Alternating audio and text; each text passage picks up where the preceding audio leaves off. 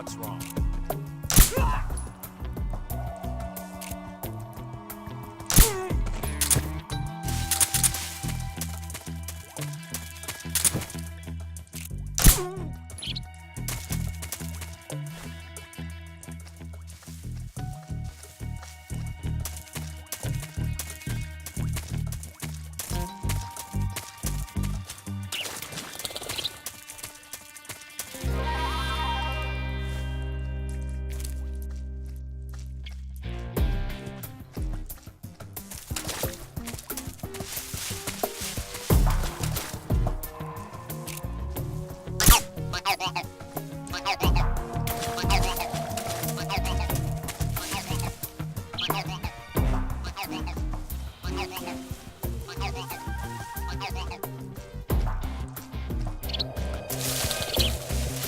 I'm so hungry.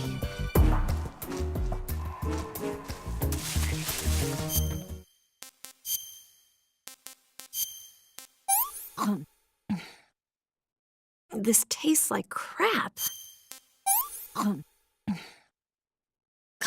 Yuck.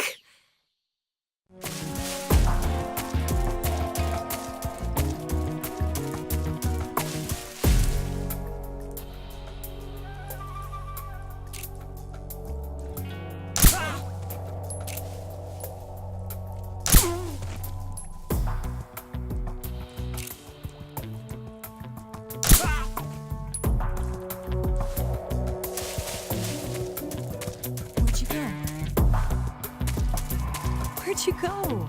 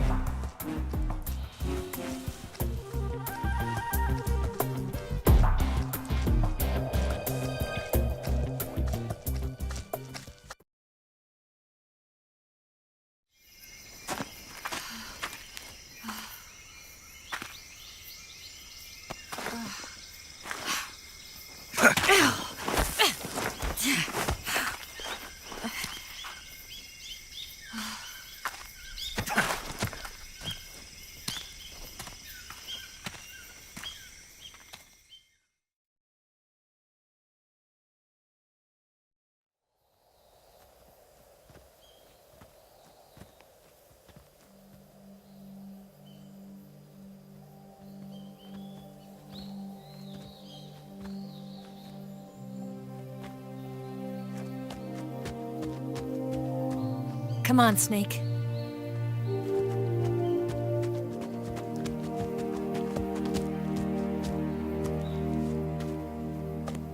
We made it. We made it.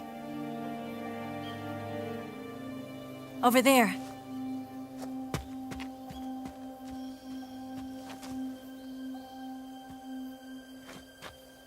It's the boss, isn't it? I'll go get the wig ready to take off. Right. I'll leave you two alone. But come back in one piece, okay?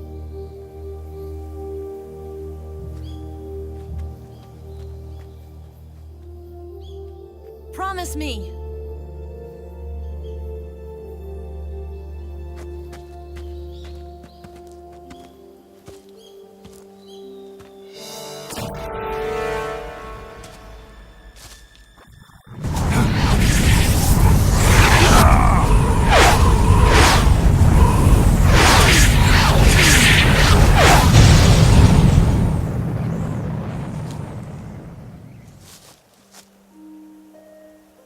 Life's end.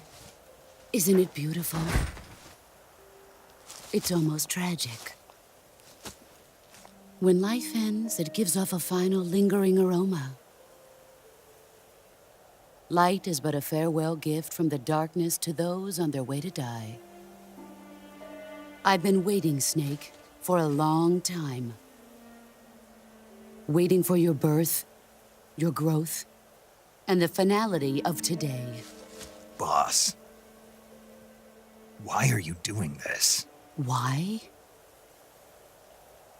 To make the world one again. The world used to be whole. But with the end of the Second World War, the philosophers began to fight amongst themselves, and the world was torn apart. The Cobras, my comrades who trained and fought alongside me, were torn apart as well. The foibles of politics and the march of time can turn friends into enemies just as easily as the wind changes. Ridiculous, isn't it? Yesterday's ally becomes today's opposition. And this Cold War? Think back. When I was leading the Cobras, America and Russia were fighting together. Now, consider whether America and Russia will still be enemies in the 21st century. Somehow I doubt it. Enemies change along with the times, the flow of the ages, and we soldiers are forced to play along. I didn't raise you and shape you into the man you are today just so we could face each other in battle. A soldier's skills aren't meant to be used to hurt friends. So then what is an enemy? Is there such a thing as an absolute timeless enemy? There is no such thing, and never has been. And the reason is that our enemies are human beings like us. They can only be our enemies in relative terms. The world must be made whole again.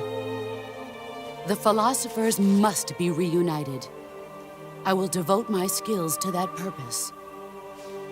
And with the Colonel's money, I will achieve that end. Just as I once created the Cobras. They are my family. I may no longer be able to bear children, but I still have a family.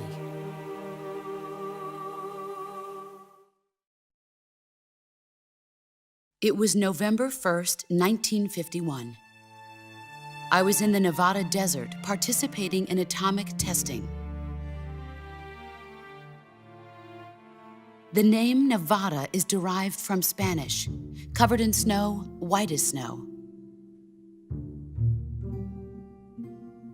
And snow is exactly what I saw in that Nevada desert. It froze my blood white.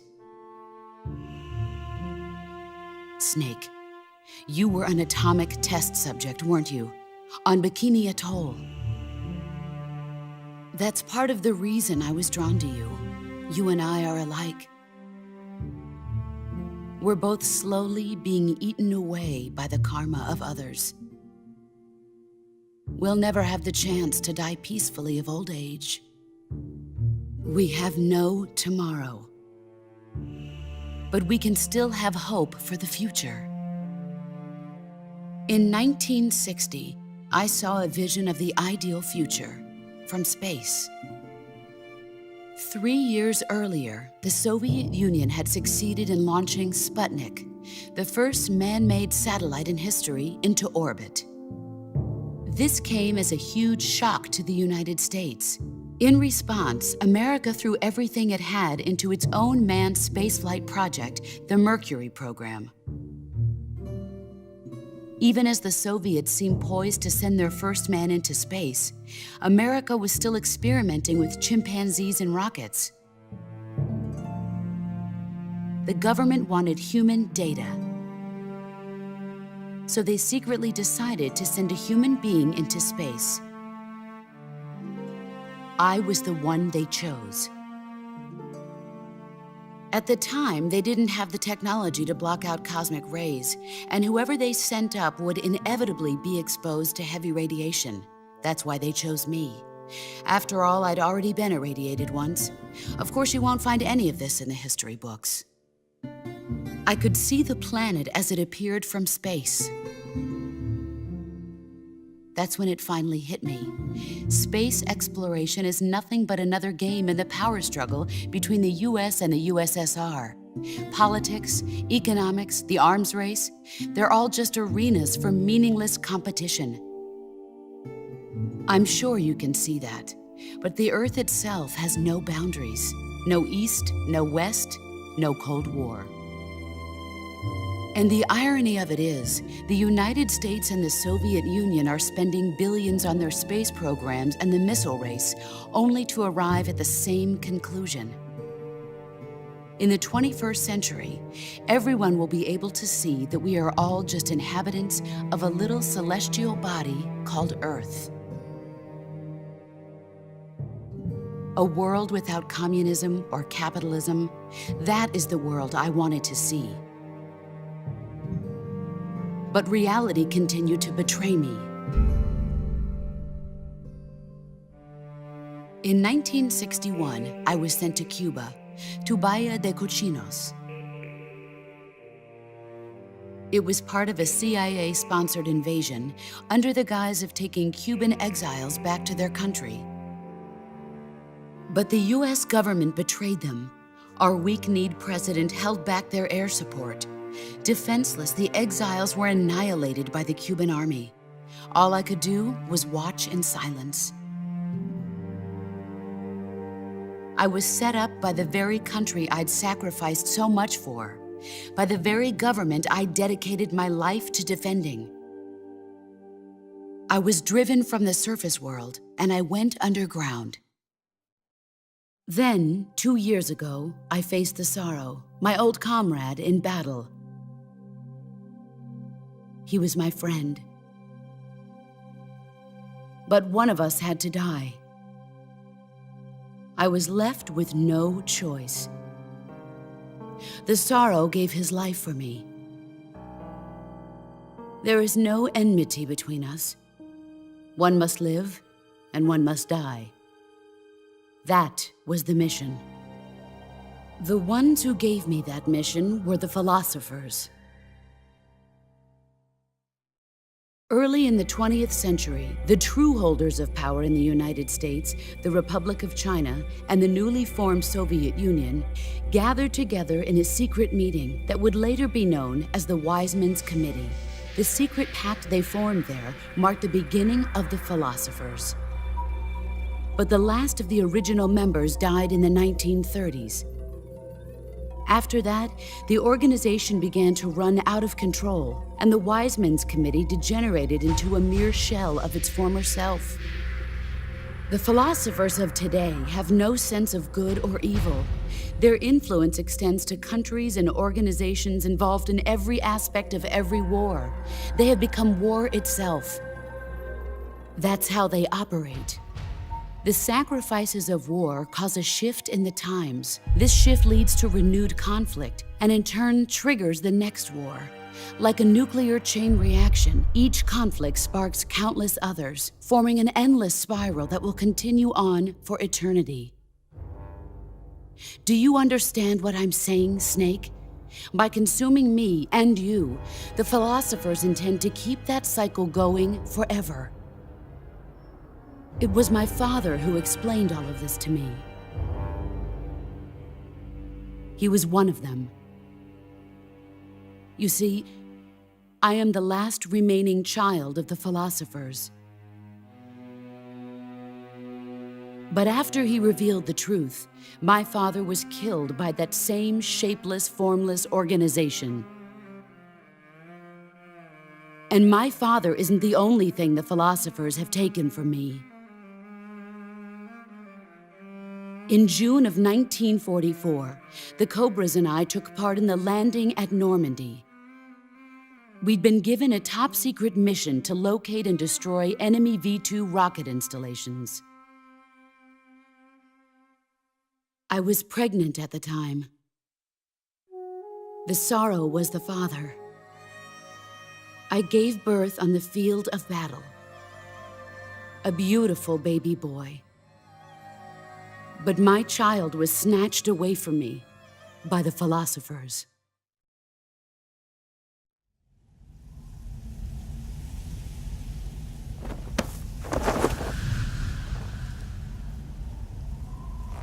Look at this scar. This is proof that I was once a mother. I gave up my body and my child for my country. There is nothing left inside me now. Nothing at all. No hatred, not even regret. And yet sometimes at night, I can still feel the pain creeping up inside me, slithering through my body like a snake.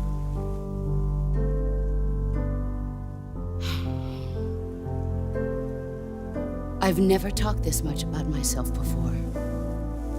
Thanks. Thanks for listening to me.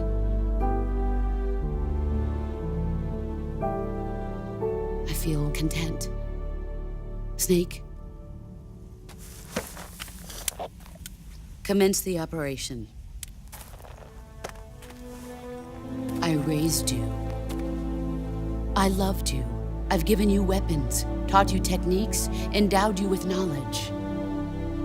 There is nothing more for me to give you. All that's left for you to take is my life, by your own hand. One must die, and one must live. No victory, no defeat. The survivor will carry on the fight.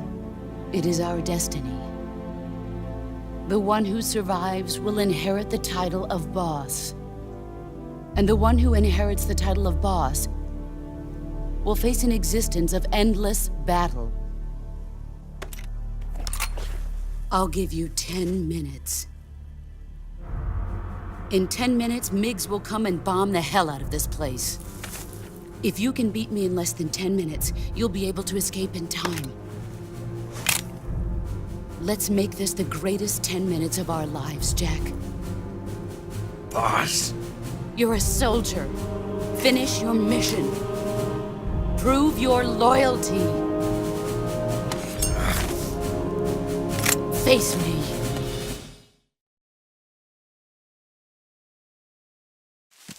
Here I come!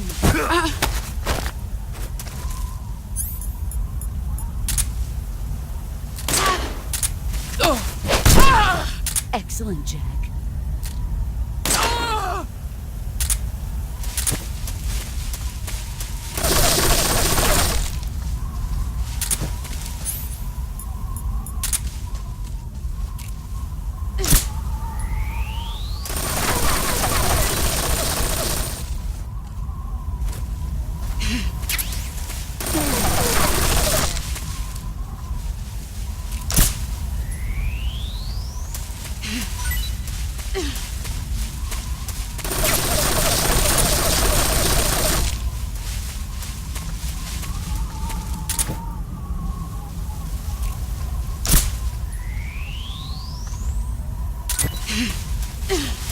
Brace yourself.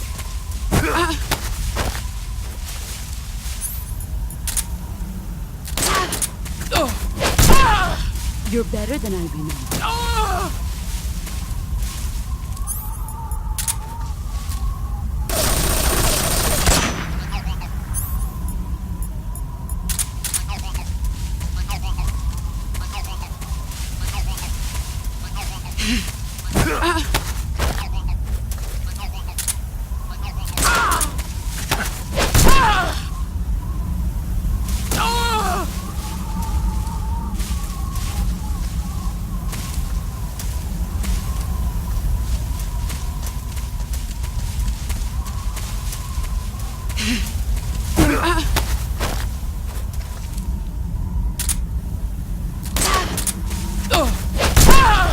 Your skills have improved.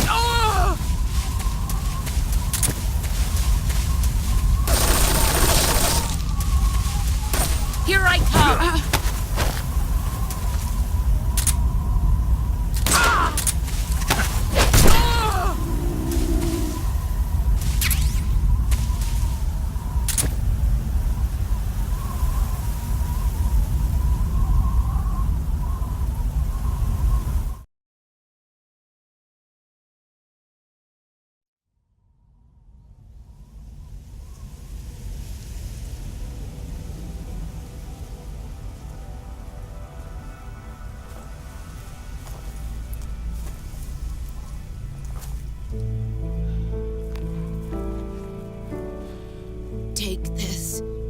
it safe.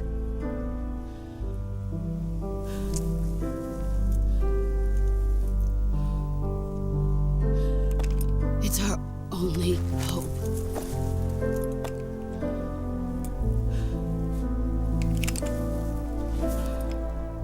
A patriot? Why are you giving me this? Jack. Or should I say, Snake. You're a wonderful man. Kill me. Kill me now. Do it.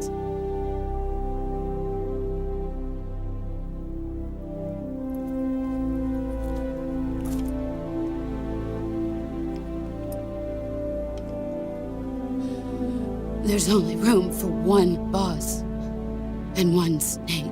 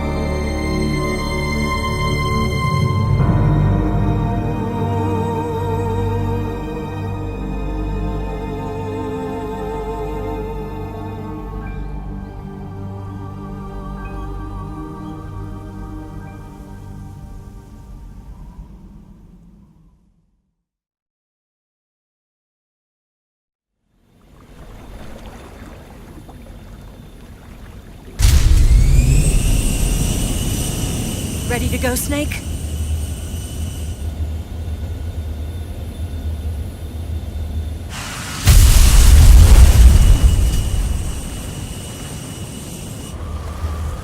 Are you okay?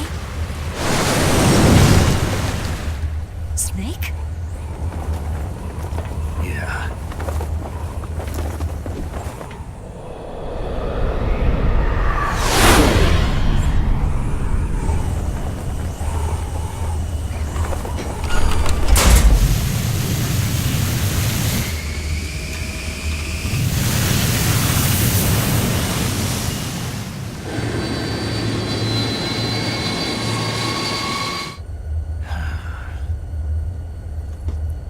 I told you you could trust me.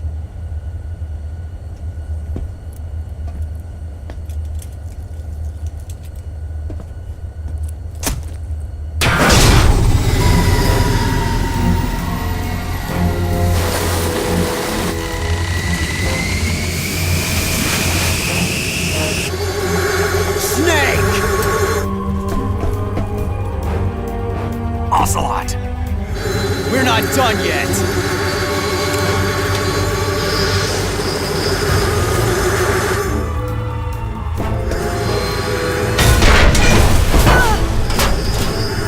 Damn!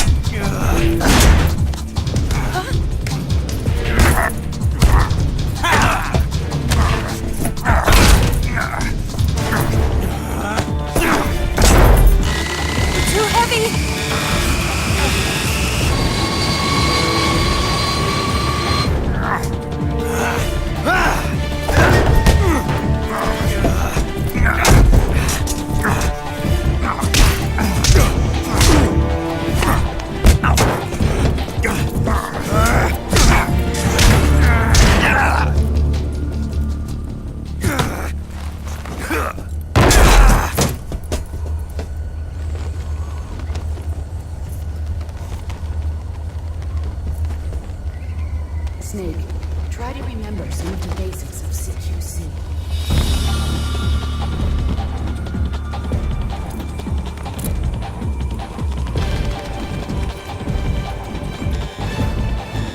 Not good!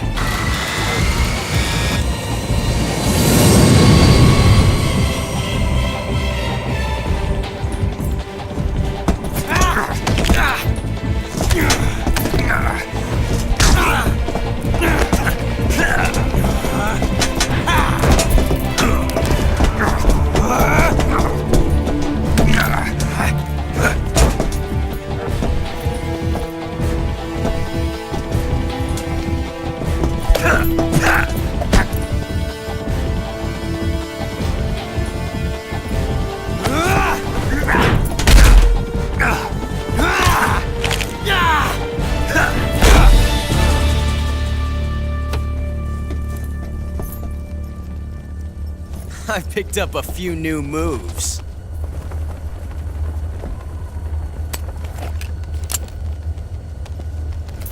Huh. It doesn't feel right to shoot an unarmed man. But I'll get over it. Eva!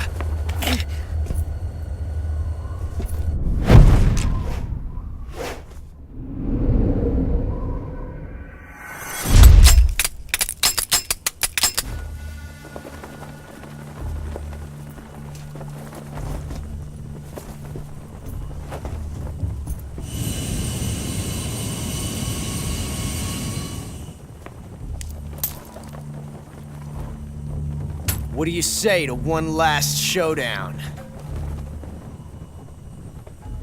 Yeah, all right.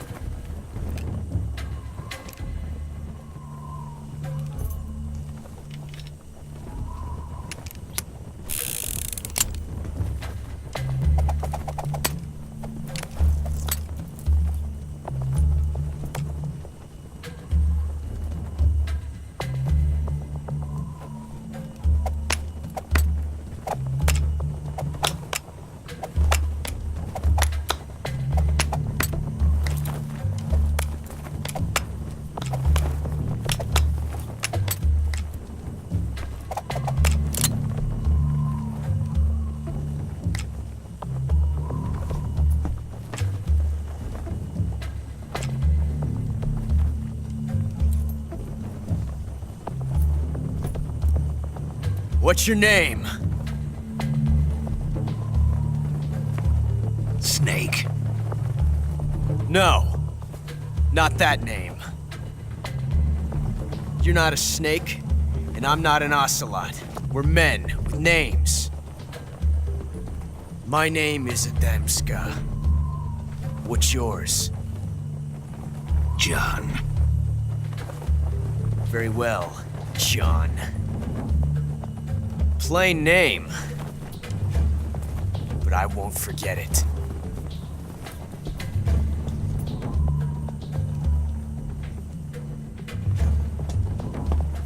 Come on!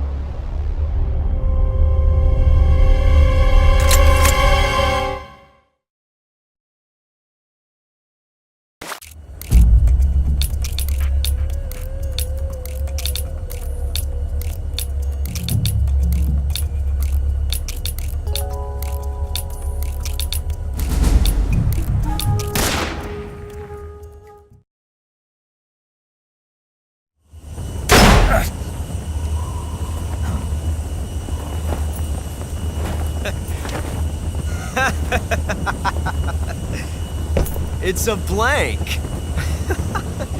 Oh, that was fun.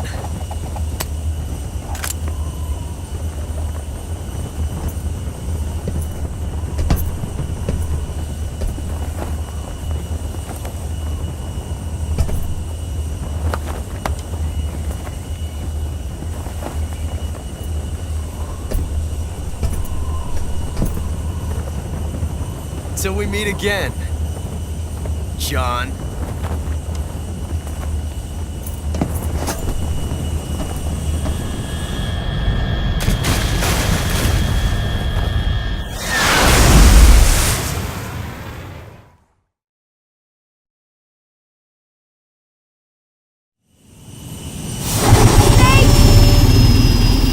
Give me a hand! Whoa!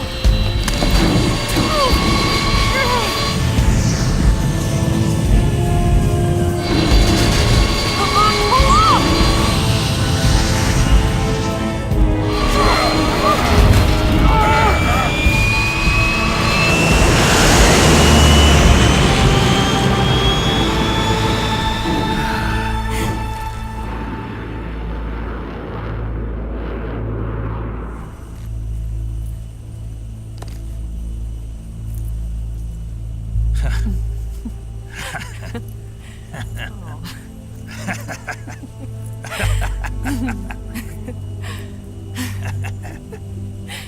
We made it. Yeah, we sure did.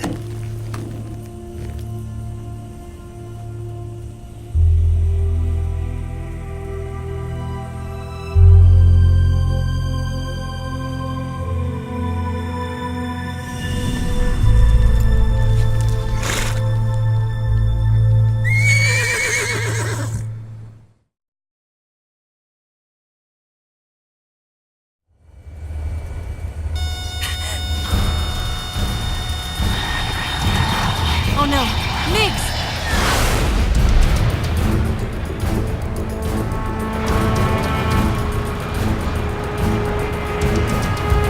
There's no way out! What are we gonna do? We've come too far to let them stop us now. Those things have got to be armed. It's no use. There's no way we can outmaneuver them.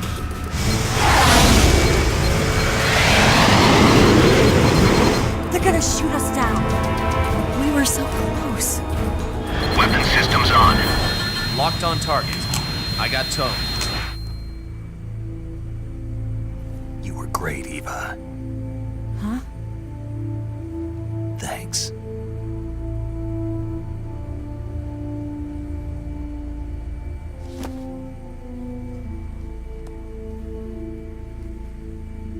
Bulk 19, this is Control. Stand by for a direct order from the chairman. Bulk 19, return to base immediately. Do you read me? This is a direct order from Comrade Khrushchev. Return to base immediately. Bulk 19, do you copy? Understood. Aborting mission. RTB. Look! The MiGs are turning back! Woo!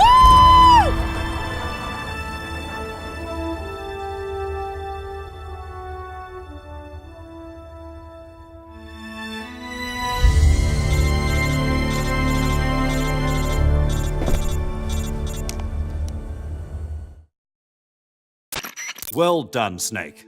The MiGs disengaged. Most likely under orders from Khrushchev. Is this his way of helping us? Who knows? Maybe he didn't want things to get messier than they already are. Or maybe he just wanted us to owe him one. The important thing is, you made it out alive. As long as Khrushchev is with us, I don't think they'll be coming after you. It should be smooth sailing all the way to Alaska. I'm sending someone out to Galena Base to meet you. To meet me? The DCI and the President himself are waiting at Langley. Don't keep them waiting.